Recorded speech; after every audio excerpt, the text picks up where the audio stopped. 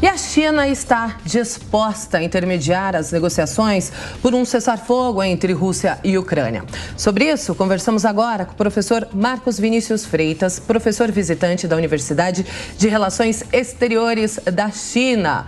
Oi, professor, mais uma vez, seja bem-vindo ao Jornal da Manhã. Excelente dia para o senhor. Bom dia para vocês, um prazer conversar com vocês sempre. Muito bem, obrigada. Quem também participa com a gente nessa entrevista é o nosso comentarista de Brasília, José Maria Trindade. Daqui a pouquinho nós vamos chamá-lo também para participar desse bate-papo. Bom, professor, primeiramente eu faço uma pergunta para o senhor. O presidente Xi Jinping, ele já fez algumas ressalvas à União Europeia, certo? Já, né? Mas o importante saber também que o que o presidente Xi Jinping tem afirmado vai dentro do contexto chinês de que países não devem interferir na questão soberana de outros países. Então, é uma postura que para nós parece estranha, parece uma tomada de decisão em favorecer os russos ou coisa parecida, mas é um precedente histórico que os chineses estabeleceram já há mais de 5 décadas, Karina, no sentido de fazer com que a China nunca adote uma postura de alinhamento automático. Agora, críticas sempre vão vir em relação à atuação dos Estados Unidos, em relação à atuação da União Europeia, porque em muitas situações, a impressão que se tem, e esta é a perspectiva chinesa quanto ao que está acontecendo, pode-se entender que existe uma tentativa de fomentar o conflito, e o que nós precisamos neste tempo é justamente de apaziguar a situação e tentar arrefecer os ânimos. Então, quando a China critica nesse sentido, dentro deste conceito de que eles chamam de os 5 princípios de coexistência pacífica, em que a questão da não intervenção é fundamental, não importa a situação, e, em segundo lugar, o fato de que muitas vezes os chineses entendem que qualquer movimentação pode ser prejudicial à conclusão de uma negociação mais rápida. Então, é justamente este tipo de crítica que o governo chinês tem feito. Professor, seja muito bem-vindo ao Jornal da Manhã, eu sou o Maicon Mendes. Agora cedo surgiu uma informação de que a Ucrânia teria feito um ataque a uma base de combustível em Belgorod. Essa base fica dentro do território russo e que, inclusive, o presidente Vladimir Putin já estaria tomando ciência desse ataque da Ucrânia. São as notícias que estão chegando a todo momento pelas agências internacionais. Como que o senhor vê esse possível ataque e das tratativas que podem ou poderiam acontecer agora ao longo da próxima semana?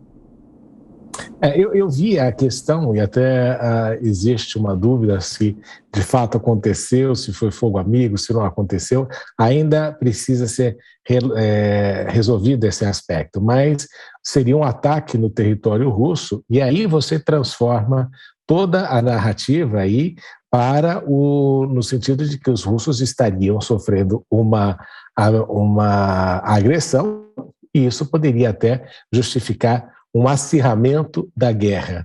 Mas neste momento todo o que a gente nota é que qualquer movimentação ela é péssima, porque nós estamos aí naquela tentativa frustrada de estabelecer os corredores humanitários, se funciona, não funciona, quando funciona, porque existe até uma questão da efetividade, como eles estão ocorrendo, e também as negociações de paz. Então, é aquela situação em que quando você vê, a gente fica preocupado porque o que se espera é que seja uma ação rápida aí da Rússia e mesmo levando em consideração que houve uma invasão, que é contrária ao direito internacional e todos esses aspectos, mas nós sabemos que cada dia que o conflito vai se acirrando, vai piorando o quadro e vai transformando isto numa guerra de longo prazo, que é ruim tanto para os russos e também para os ucranianos. Então, quando a gente vê este tipo de ação,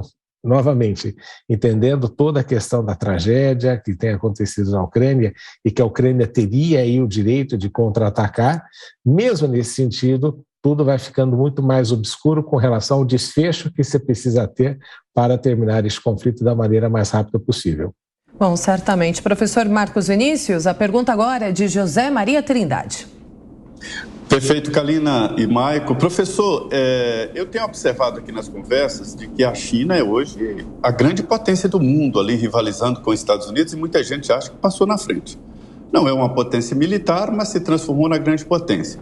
Vários países perderam muito com a guerra, mas a China perde mais porque os países estão entendendo de que é preciso autonomia em vários setores que a China domina. Não seria aí a origem desta decisão da China de acabar logo com essa guerra?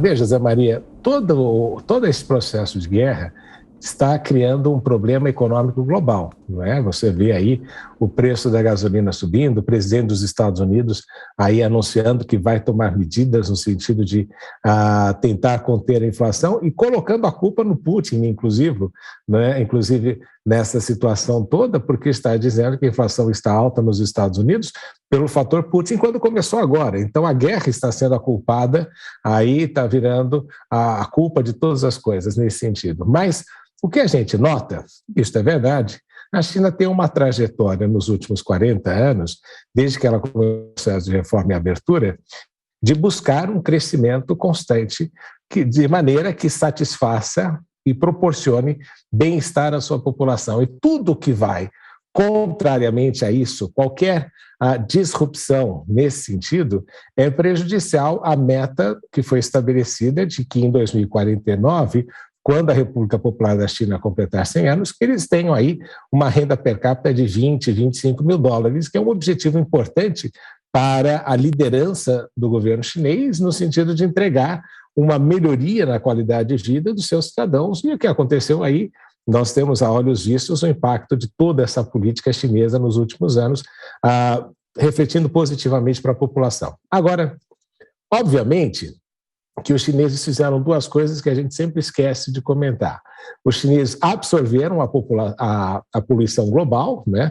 Porque se hoje em dia você está na Europa e respira um ar mais puro, é porque muita da produção suja passou para a China. E Deng Xiaoping dizia que o povo sofreria uma ou duas gerações, mas na terceira geração a situação estaria bem melhor. Mas eles internalizaram a poluição global. E, em segundo lugar, foram muito mais competitivos no sentido de estabelecer uma logística que funciona, com trens-bala, com portos que funcionam muito bem. Então, não foi aí culpa dos chineses, né? Eu sempre comento isso, não foi culpa dos chineses que o mundo decidiu terceirizar a sua produção para eles, mas foi pelo fato de eles terem construído um cenário e um parque industrial que é rápido, eficiente, com logística integrada, coisa que nós, no Brasil, no resto do Ocidente, não fizemos.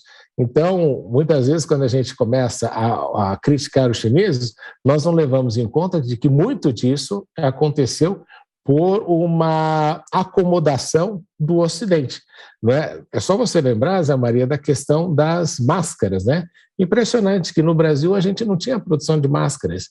E você consegue trazer uma máscara lá da China até o Brasil e ser mais barato do que a produzida no Brasil. Qual é o problema do sistema brasileiro, do sistema tributário brasileiro ou produtivo que não consegue ter esse tipo de competitividade ou, pelo menos, alcançar ali um pouco mais, justamente pelo fato dessa falta de integração e de política no sentido econômico. Mas, então, a China olha preocupada, ela quer que o conflito se encerre porque ele é disruptivo nesse processo aí do seu crescimento econômico para os próximos anos.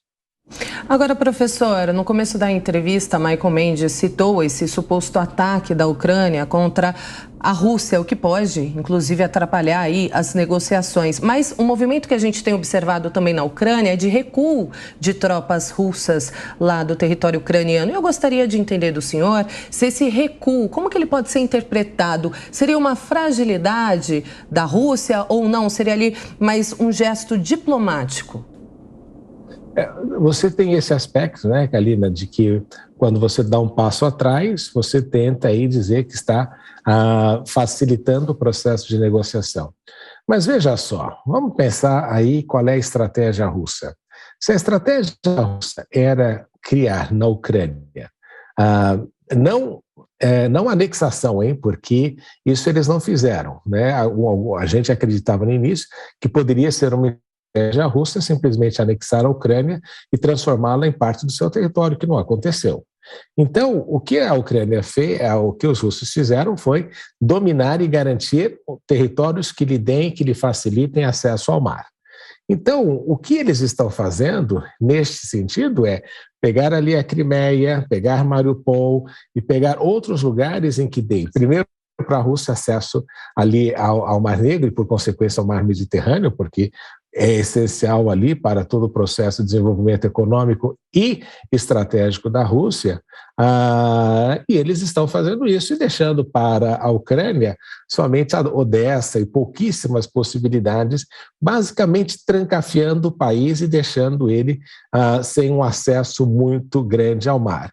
Isso enfraquece qualquer governo, porque vai ter aí uma dependência maior e ficar sempre na perspectiva de que aquele porto eventualmente possa ser dominado. Então, essa estratégia russa de conter a Ucrânia através desta limitação, esta restrição ao acesso ao mar, torna o país muito mais dependente da Rússia do que se poderia imaginar.